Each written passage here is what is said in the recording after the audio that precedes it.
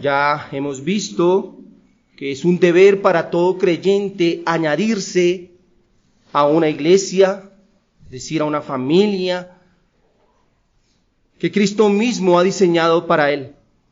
Es el deseo y el mandato del Señor que todo creyente verdadero exprese su unión con el Salvador, uniéndose a un grupo local de creyentes donde pueda vivir de forma práctica y espiritual su fe. Lejos de la voluntad de Dios está que algún discípulo verdadero esté aislado y solo, viviendo una fe independiente y libre, sino que el cristiano vive como un miembro en un cuerpo, como una rama en la vid, como un ladrillo en un edificio, como una oveja dentro de un rebaño o como un hijo en una familia. Así que ninguna de estas metáforas que la Biblia utiliza nos da la idea de una vida cristiana solitaria y ermitaña. Ahora, teniendo claro el deber de unirse a una iglesia, hemos estudiado algunas particularidades que nos hacen una iglesia bautista reformada. Hablamos de los rasgos, ¿qué nos distingue? ¿Quiénes somos nosotros? Somos una iglesia cristiana que cree en Cristo como único y suficiente para la salvación y fundamento de la iglesia. Somos una iglesia bíblica que creemos que las Escrituras son suficientes para la vida y para la fe. Somos una iglesia que cree que el Señor ha mantenido a un pueblo perseverante a lo largo de la historia y que en otras épocas hermanos serios y piadosos han estudiado las Escrituras y han elaborado documentos que corresponden en su mayoría con las Escrituras y por tanto nos adherimos a ellos. Estos documentos son llamados confesiones. Creemos en las doctrinas de la gracia en cuanto a la salvación, es decir, en las 5 solas: solo Cristo, solo Escritura, sola fe, solo gracia y solo a Dios la gloria. Creemos en un principio que rige la adoración. Creemos en la teología del pacto, en la vigencia de la ley moral. Creemos en las iglesias independientes gobernadas por pastores puestas en la tierra para la adoración, la edificación y el alcance de los perdidos. A grandes rasgos, esto es lo que nos identifica como una iglesia bautista reformada. Pero además de esto, creemos en la unión con Cristo y las implicaciones que esta unión tiene entre nosotros. En virtud de Cristo estamos unidos los unos a los otros para servir al Señor y ministrarnos y edificarnos mutuamente. Ahora, a esta altura y con todo lo anterior en mente, preguntémonos: ¿todas las personas que asisten a la iglesia o a una iglesia tienen el conocimiento adecuado? ¿Tienen una vida nueva? ¿Tienen una fe tangible? Si somos lógicos, la respuesta es que no es así. En esta, como en cualquier otra iglesia bíblica, tenemos asistentes diversos. Unos son creyentes, otros no.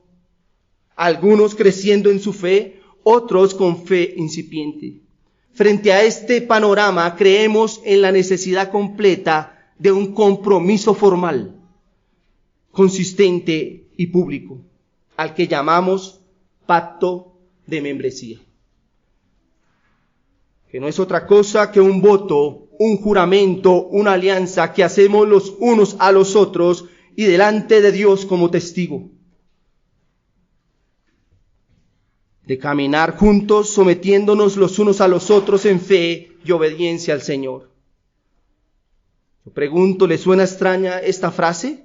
¿Pacto de membresía? Alguno dirá, ¿acaso usted me está diciendo, hermano, que debe haber algo como un voto o un juramento para comprometerse como un miembro de una iglesia? Pues eso es lo que creemos y es lo que quiero justificar en esta mañana con las Escrituras. Hermanos, puede ser de manera expresa o implícita, pero todas las iglesias tienen una membresía. Se le llame o no así. En todo lado hay grupos más comprometidos o personas más comprometidas que otras. Y cada iglesia tiene un compromiso donde las personas que asisten abrazan o rechazan. Muchos de ustedes han dicho Tal vez yo me congregaba en tal iglesia, pero dejé de asistir, no me hice miembro allí por alguna u otra razón. Así que debemos saber que todas las iglesias tienen ese término, o implícitamente tienen el término de membresía. Por otra parte, este no es un pensamiento original ni un invento de esta iglesia. Las iglesias históricas reformadas han tenido compromisos y pactos de membresía muy fuertes a través de los siglos, y por ello estas iglesias fueron iglesias maduras, fuertes, visitadas con grandes avivamientos. Recuerden que somos históricos, pues en la historia las iglesias han tenido pacto de membresías. Es más, en la iglesia del primer siglo, el pacto de membresía se formaba con sangre. Quienes se congregaban eran conscientes del precio que debían pagar. Creo que era muy difícil, no imposible, que un infiel se mezclara dentro de un pueblo que tenía los ojos de las autoridades civiles y religiosas encima. Aquel que decía, yo soy un cristiano, pues estaba expuesto a que lo mataran. Así que era muy difícil que alguien se mezclara ya. No voy a ser miembro de la... Su vida corría peligro. Y quisiera voluntariamente, pero sin amor, pertenecer a un pueblo en el que ocurrieran sucesos, maravillas y señales, y en el que se comportarían sin vacilar, se compartían sin vacilar todas las cosas. Asimismo, hermanos y amigos, hacer un pacto de membresía en una iglesia bíblica de manera formal expresa una comprensión adecuada de nuestra profesión de fe. Sabemos que confesarnos cristianos tiene grandes repercusiones e implicaciones. Un verdadero creyente tendrá que enfrentar la realidad cerca de dónde va a desarrollar su profesión cristiana de manera práctica. En otras palabras, ¿a qué iglesia local va a añadirse y a expresar su profesión de fe? Se espera que todo creyente haya sido instruido básicamente en la importancia de la iglesia local y en los asuntos que le competen como miembro de ella. Básicamente, el pacto de membresía hace referencia a aquello que un individuo se compromete de manera formal y solemne a cumplir. Así que, hermanos, en esta mañana quiero que abordemos el tema del pacto de membresía estudiando 3 asuntos.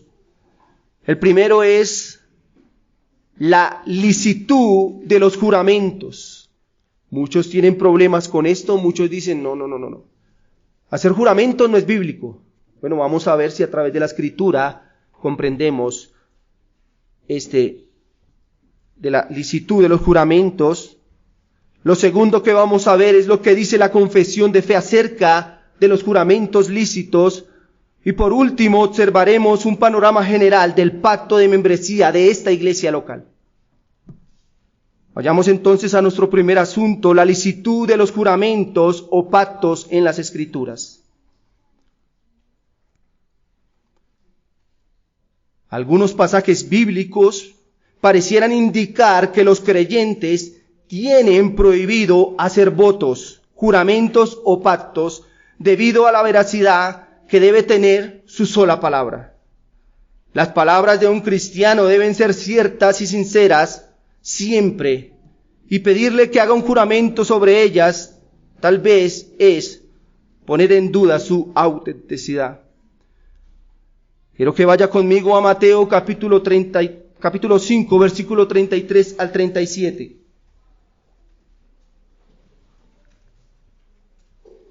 Mateo capítulo 5,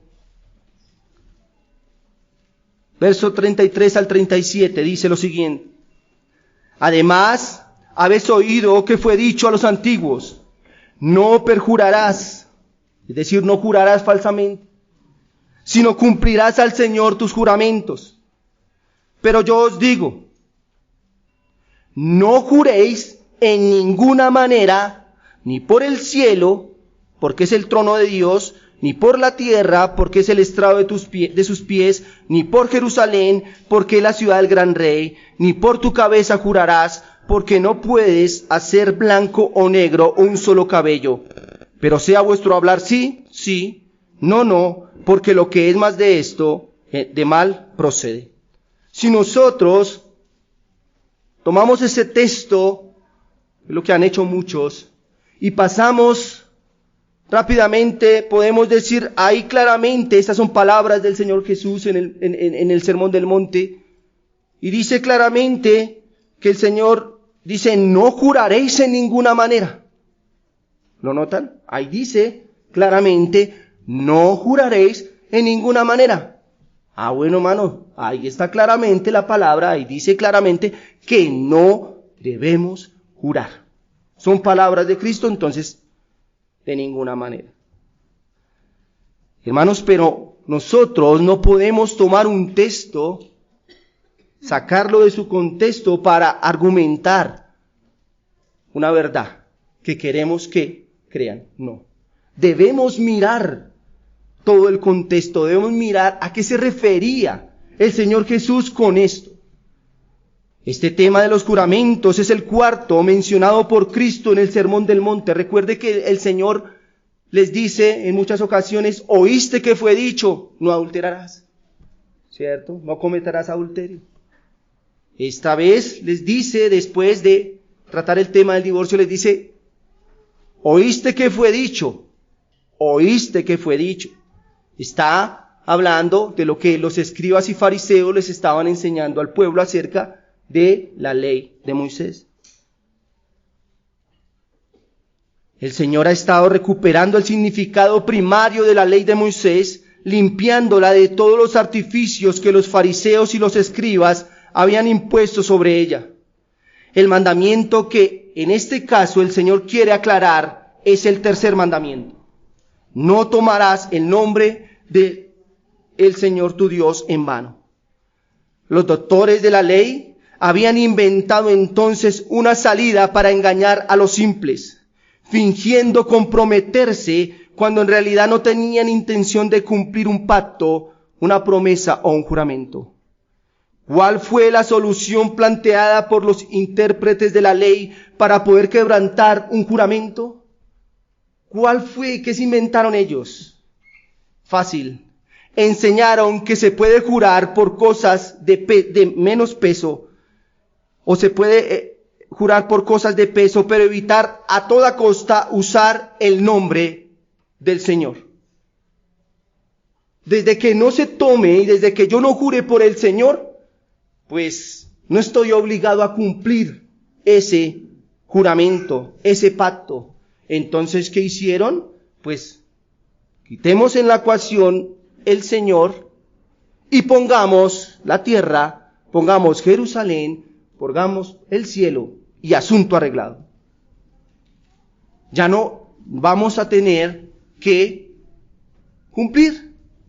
Si incumplimos, pues no pasa nada. Pero si ustedes ponen el nombre del Señor, ahí sí tienen problema. Ahí sí, porque tienen que estar obligados a cumplir. Pero hay una solución, pues no pongan el nombre de Dios.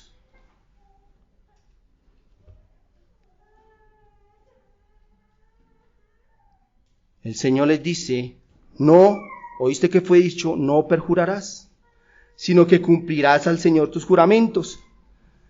Si se juraba por Dios, entonces ese juramento, escúcheme, tenía que cumplirse. Pero si se juraba por otro asunto, pues había una posibilidad de infringirlo. Entonces, ¿qué hace el Señor Jesús en esta ocasión? Les dice, oíste que fue dicho, no perjurarás. Es decir, no jurarás falsamente. Pero yo les digo, ¿qué les voy a decir? ¿Qué quería decirles el Señor? ¿Que no juraran por ninguna manera, prohibir los votos? No. Lo que estaba contrarrestando el Señor en ese momento era la falsedad, era la hipocresía a la hora de comprometerse delante de Dios. El asunto no era, la solución no era poner otro nombre allí. El asunto era que deberíamos ser verdaderos en todo lo que nosotros decíamos. Y eso era lo que estaba enseñando allí el Señor. Así que de ninguna manera podemos tomar este texto y decir, no es que ahí claramente dice que no jurarás. No, el Señor dice, no jurarás, sí. Pero no tomen esto livianamente. Un comentarista afirma, los judíos eran notables por su uso frecuente de juramentos en la conversación común, jurando por el templo, por el altar, por el cordero, por las vasijas, por la ley, por Moisés, por los profetas, por la vida de los rabinos. Para ellos era algo normal, era una práctica normal. Tan común era esta práctica que aún entre los que se hicieron cristianos judíos, continuó como un gran mal. Y por esta razón el apóstol Santiago escribe a los judíos cristianos lo siguiente en Santiago capítulo 5, versículo 12. Otro texto que aquellos que dicen que el Señor prohíbe los juramentos, que la Biblia prohíbe los juramentos, toman. El apóstol Santiago les dice a los hermanos, pero sobre todo, hermanos míos, no juréis. Ay, mire, otra vez aparece no juréis. Es el apóstol Santiago está diciendo, no lo hagan. No juréis ni por el cielo, ni por la tierra, ni por ningún otro juramento, sino que vuestro sí sea sí y vuestro no sea no, para que no caigáis en condenación. Santiago, mis hermanos, el apóstol Santiago está contrarrestando la misma práctica judía, la misma del perjurio, que era jurar de manera liviana, vana y con falsedad. Él estaba atacando lo mismo que Cristo estaba atacando. Aquellos judíos tenían la misma práctica, lo mismo, y simplemente para ellos era normal, desde que no se tomara el nombre del Señor, entonces juraban por cualquier cosa. Y Santiago les dice, no, de ninguna manera. Así que, hermanos, debemos entender que no, la Biblia no prohíbe los juramentos, no lo hace, Cristo no los prohíbe. Al contrario, quiero mostrarle a través de la palabra de Dios que el Señor nos manda que juremos, nos permite que lo hagamos, y que muchos hombres de Dios lo hicieron, y que el mismo Dios lo hizo, y que el mismo Cristo lo hizo. Quiero que vaya conmigo a Deuteronomio capítulo 10, versículo 20.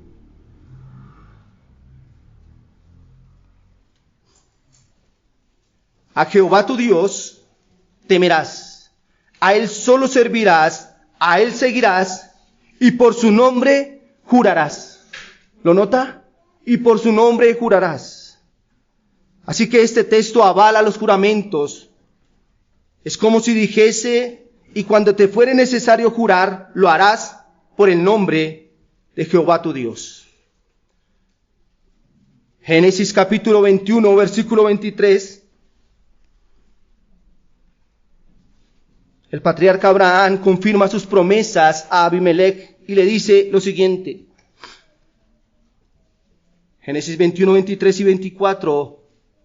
Ahora pues, dice Abimelech, ahora pues, júrame aquí por Dios que no faltarás a mí, a mi hijo, ni a mi nieto, sino que conforme a la bondad que yo hice contigo, harás tú conmigo y con la tierra en donde has morado. Versículo 24, responde Abraham, no, los juramentos no son lícitos. No, yo no puedo hacer eso. Responde Abraham, yo juraré. ¿Lo notan? La misma Biblia, ellos lo entendieron. No era que no se pudiera jurar, era el peso de sus palabras, el peso de las palabras. Ellos juraron. Dios mismo también usó de los juramentos comprometiendo su propio nombre. Salmo 89, verso 3 dice, hice pacto con mi escogido, juré a David mi siervo diciendo. ¿Notan?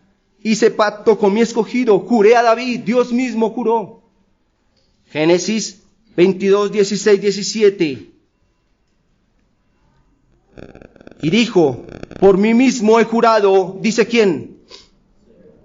Jehová, que por cuanto has hecho esto y no me has rehusado tu hijo, tu único hijo, de cierto te bendeciré y multiplicaré tu descendencia como las estrellas del cielo y como la arena que está a la orilla del mar, y tu descendencia poseerá las puertas de sus enemigos. Alguien me dirá, bueno, hermano, muy bien. Ese es el Antiguo Testamento. En el Antiguo Testamento, pues, se juraba, pero en el Nuevo no es permitido. Santiago lo dijo. Romanos capítulo 1, versículo 9. Quiero mostrarle varios textos como el apóstol Pablo, cada vez que se dirigía a la iglesia, a los hermanos, le ponía peso a sus palabras. Romanos 1:9 dice, porque testigo me es Dios, a quien sirvo en mi espíritu y en el evangelio de su Hijo, que sin cesar hago mención de vosotros siempre en mis oraciones. Testigo me es Dios. Es como si les dijera, mire, les juro que yo oro por ustedes. Testigo me es Dios. Recuerden que un juramento debe ponerse a Dios como testigo. Segunda a los Corintios capítulo 1, versículo 23 dice,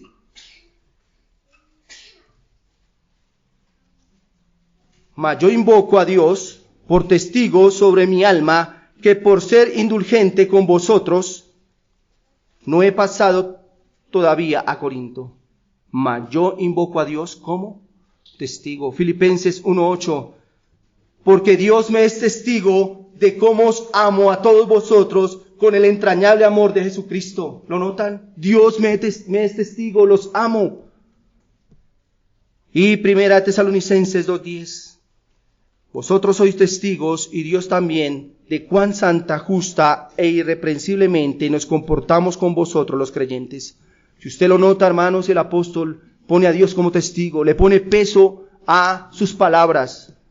Pero también el Señor Jesucristo fue puesto bajo juramento y Él no dijo, no, un momento, no, yo no puedo jurar. Quiero que vaya conmigo a Mateo 26, 63 y 64.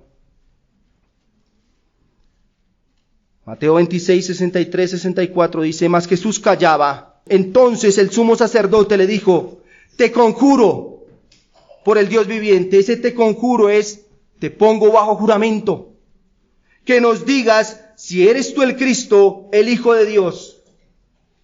El sacerdote dice, te pongo bajo juramento que lo que vas a decir es verdad. Y el Señor Jesús dijo, tú lo has dicho. Y además os digo que desde ahora veréis al Hijo del Hombre sentado a la diestra del poder de Dios y viniendo en las nubes del cielo. El Señor lo pusieron bajo juramento y Él dijo, no, yo no puedo, no. Él dijo, tú lo has dicho. Es decir, que respondió bajo juramento, avalando los juramentos. Hermanos, en este mundo de engaño y de falta de honradez, a veces es necesario el juramento para añadir solemnidad y la garantía de confiabilidad a una afirmación o promesa importante. Así que espero haberle mostrado por las Escrituras, en mi primer asunto, que los juramentos sí son lícitos. Lo son, la palabra de Dios los avala.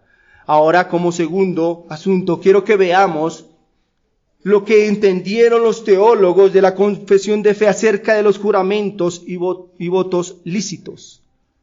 ¿Qué entendieron? ¿Qué entendieron ellos? Sabemos que nosotros nos adherimos a la confesión, a las confesiones. Así que vamos a mirar qué entendieron ellos. El capítulo 23 de nuestra confesión de fe habla de los votos y de los juramentos lícitos. Y quiero tomar de estos párrafos algunas expresiones y quiero que entendamos qué entendieron ellos acerca de los votos lícitos.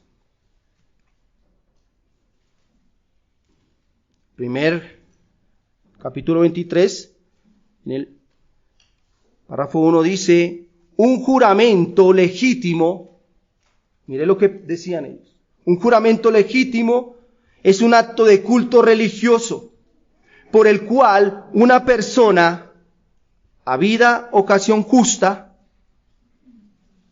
jura invocando solemnemente a Dios como testigo de lo que asegura o promete. Y no solamente pone a Dios como testigo, dicen ellos, sino y que le juzgue conforme a la verdad o falsedad de lo que jura.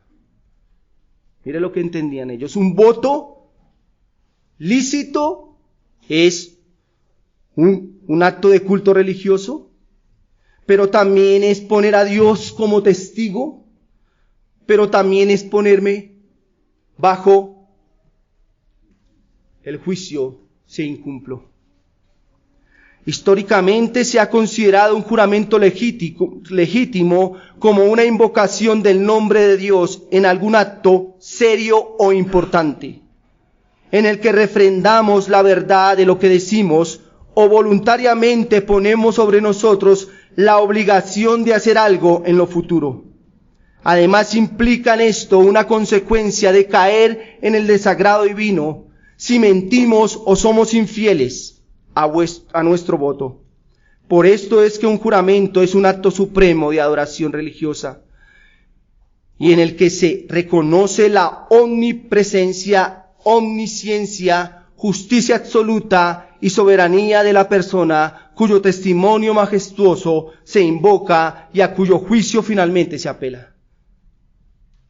Si este es el caso de un pacto, juramento o voto de membresía, entonces nuestros votos y nuestros juramentos tienen legitimidad. Pues el discípulo de Cristo se compromete delante de sus hermanos, pero ante todo delante de Dios, invocando su nombre, poniendo voluntariamente como testigo de sus creencias y de sus compromisos, o poniendo al Señor, asumiendo una deuda delante de Dios, estando obligado a cumplir los compromisos pactados, pues la deuda que se adhiere es con Dios mismo antes que con los hombres. Por tanto, quien falta a su pacto de membresía agravia y deshonra al Señor. Por eso, hermanos, es muy triste ver a personas que incumplen sus votos, se alejan de su iglesia local, pero creen que su relación con Dios sigue intacta. Ah, no, pues el problema fue con los hermanos allá. Ya me voy porque Dios conoce mi corazón y yo estoy bien con Dios. O quien piensa que los agravios hacia una iglesia local se pueden solucionar directamente con Dios sin restaurar a su iglesia local. Ahora quien invoca al Señor como testigo de un pacto juramento, lo invoca también como juez y le pide que le juzgue en caso de incumplir o mentir. Segunda de Crónicas, capítulo 6, versículo 22 y 23. Si alguno pecare contra su prójimo y se le exigiere juramento y viniere a jurar ante tu altar en esta casa, tú oirás desde los cielos y actuarás y juzgarás a tus siervos, dando la paga al impío, haciendo recaer su proceder sobre su cabeza y justificando al justo al darle conforme a su justicia. Hermanos, cuando hacemos un pacto, lo hacemos delante de Dios, Dios como testigo, sabiendo que tendremos consecuencias de parte de Él si incumplimos. Esto es lo que entendieron, esto es lo que nos habla el primer párrafo. Ahora el segundo párrafo dice lo siguiente: en el nombre de Dios es el único por el cual los hombres deben jurar y lo usarán con temor santo y con reverencia. Por tanto, jurar vana o temerariamente por ese nombre glorioso y temible, o jurar por cualquier otra cosa es pecaminoso y abominable, puesto que en negocios de peso y de importancia un juramento está permitido por la palabra de Dios. Así en el Nuevo Testamento como bajo el Antiguo, un juramento legal, siendo tomado por una autoridad legítima, debe hacerse en casos semejantes. ¿Qué nos está diciendo entonces? ¿Qué nos dice la confesión? Que los juramentos son lícitos, por supuesto, la Biblia los avala, pero debemos hacerlo delante de Dios como testigo. Siempre Él va a ser siempre, no podemos decir, bueno, lo voy a jurar por mi papá, por mi mamá, delante de Dios mismo, pero los juramentos deben ser por una razón de peso. Recuerden que el Señor les estaba juzgando, Santiago les estaba juzgando a ellos. ¿Por qué? Porque por cualquier cosa querían imponer un juramento. Pero ¿qué nos dice aquí? Un juramento lícito es por algo de peso. Así que es un pecado equivalente al de adorar a un Dios falso, el de jurar por otro que no sea el Dios verdadero y viviente. Es un pecado de idolatría el jurar por algún lugar o cosas, aun cuando estén llenos o estén ellos asociados al Dios verdadero. Yo pregunto en esta mañana, ¿un pacto de membresía es un asunto liviano? ¿Es un asunto cualquiera? ¿Es un asunto trivial? No, hermanos, de ninguna manera. Muchos me dirán, bueno, pues, si lo comparamos con el matrimonio, pues el matrimonio es algo de peso, Yo sé que el matrimonio es un pacto, por supuesto, y es un pacto de peso. Pero hermanos, ese pacto se va a romper algún día. No es eterno. El pacto de membresía es un pacto eterno, donde nos comprometemos eternamente a adorar a Dios, a servirle. Tiene más peso. Así que no es cualquier asunto trivial.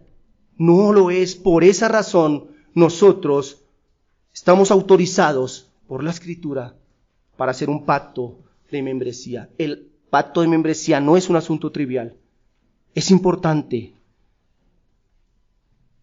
Isaías 65:16 dice: el que se bendijere en la tierra, en el Dios de verdad se bendecirá. Y el que jurar en la tierra por el Dios de verdad, jurará. ¿Por quién es que nosotros juramos? Por Dios mismo, no en asuntos triviales. Así que aquí se prohíbe jurar o tomar juramento en contextos triviales, pero se implica que lleva consigo el permiso de invocar el nombre de Dios de verdad para confirmar lo que es cierto en alguna ocasión importante.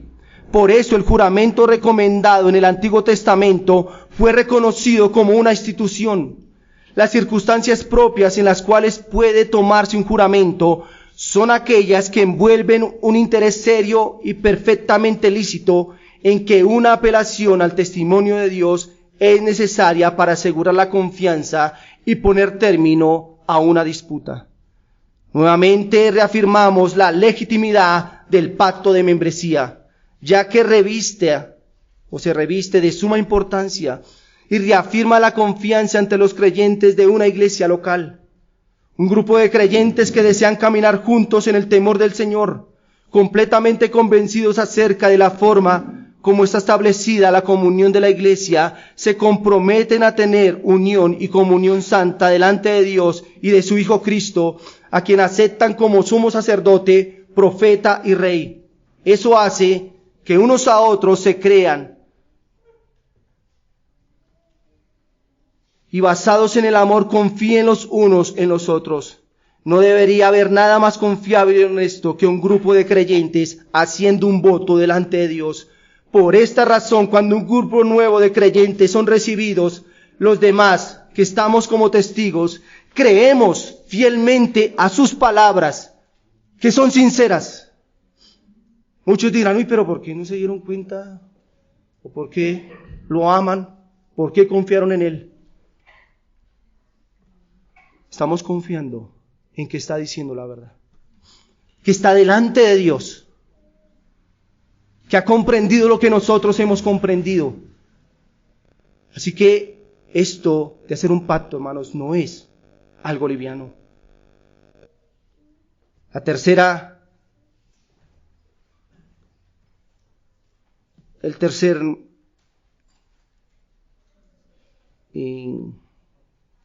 párrafo dice: todo aquel que hace un juramento debe considerar la gravedad de un acto tan solemne y entonces no afirmará sino aquello de lo cual esté plenamente persuadido de que es verdad. Ni puede algún hombre obligarse por un juramento a alguna cosa que no es buena y justa y que él no crea que lo es, así como que es capaz de cumplirla y que está resuelto a ello. Sin embargo, es un pecado rehusar un juramento tocante a una cosa que es buena y justa y si una autoridad legítima lo exige.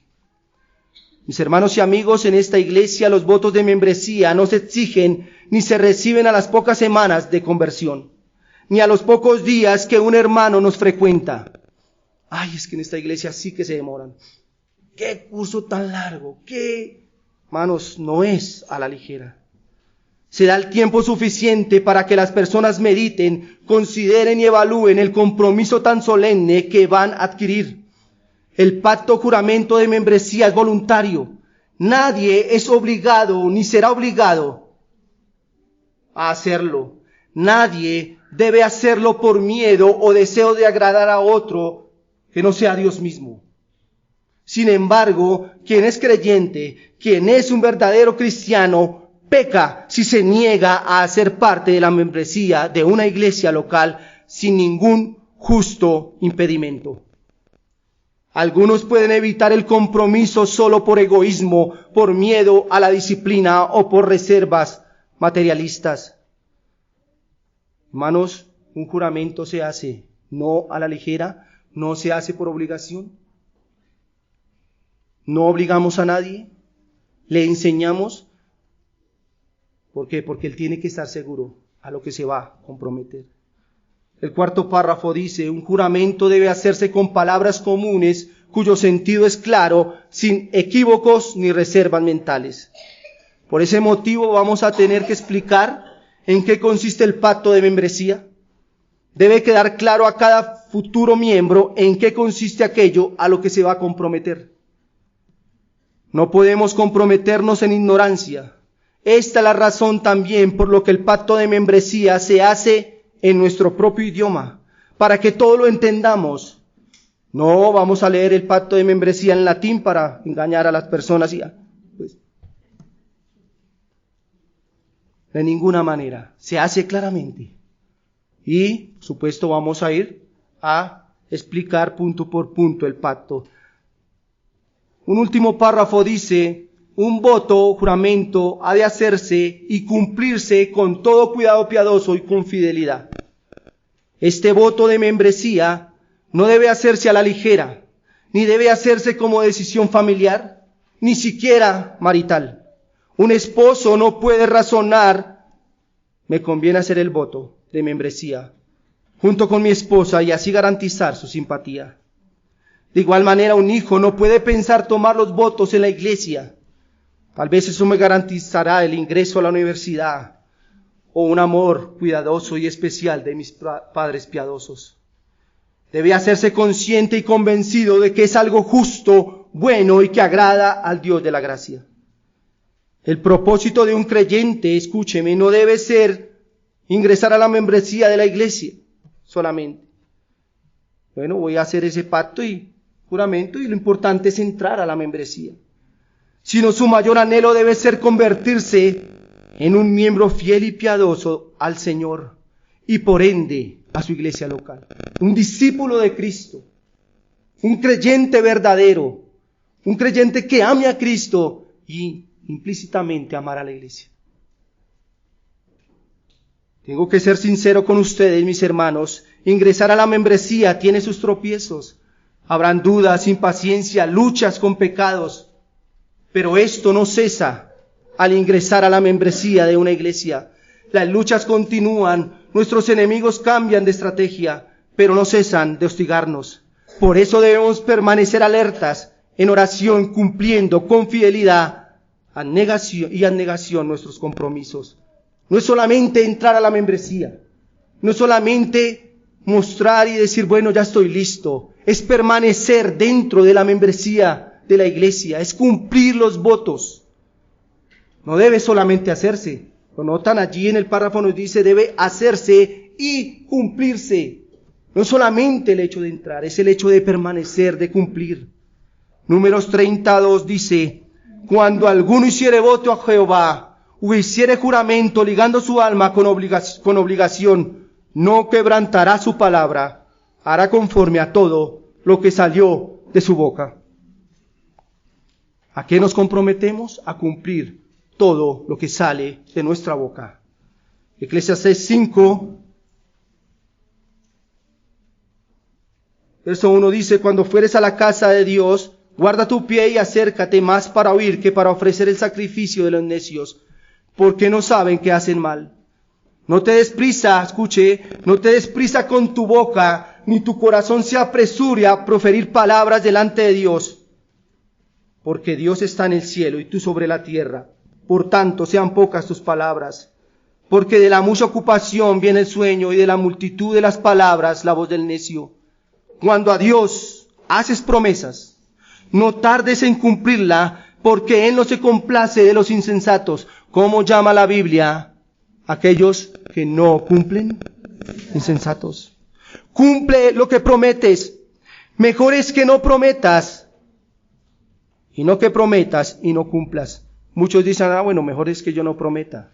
Recuerde, escuche, recuerde que sin ningún impedimento real, un creyente debe hacer un juramento, si ha entendido realmente. No dejes que tu boca te haga pecar, ni digas delante del ángel que fue ignorancia, porque harás que Dios se enoje a causa de tu voz y que destruya la obra de tus manos. Que Dios se enoje. Señor, nos guarde de eso. Así que este texto creo que es un texto por excelencia para los votos y juramentos delante de Dios. Aquí se nos aconseja a ser responsables, conscientes y comprometidos a la hora de hacer nuestros votos. Así que debemos no solamente hacerlo, sino también cumplirlo. Hermanos, como último quiero hacer una lectura de los puntos del pacto de membresía de esta iglesia. Obviamente vamos a ir punto por punto, pero quiero darle algo general, un panorama general a lo que nos vamos a comprometer. ¿Qué es lo que yo voy a prometer cumplir? Porque sobre eso que yo prometo es que yo voy a ser observado por Dios como testigo, pero también por una iglesia. Sobre eso, no sobre otra cosa. No es que a mí me sacaron de la membresía porque les caí mal. No, es que no me quieren, no me entienden, no, es sobre esto. Así que quiero que vayamos a nuestro pacto de la manera general, y a lo primero que nos vamos nosotros a comprometer es a mantener o mantendremos la adoración pública de Dios de acuerdo a su santa palabra. Escuche, nos comprometemos a mantener la adoración pública de Dios de acuerdo a su santa palabra. No según nuestros inventos, no según lo que queramos, no según cómo nos sintamos, sino como la palabra de Dios lo dice. A eso nos vamos a comprometer. Segundo, no dejaremos de congregarnos, sino que nos entregaremos a nosotros mismos en los cultos. Ay, es que deja uno de venir 3 domingos y ya. Hermano, note, ¿a qué se comprometió? A congregarse.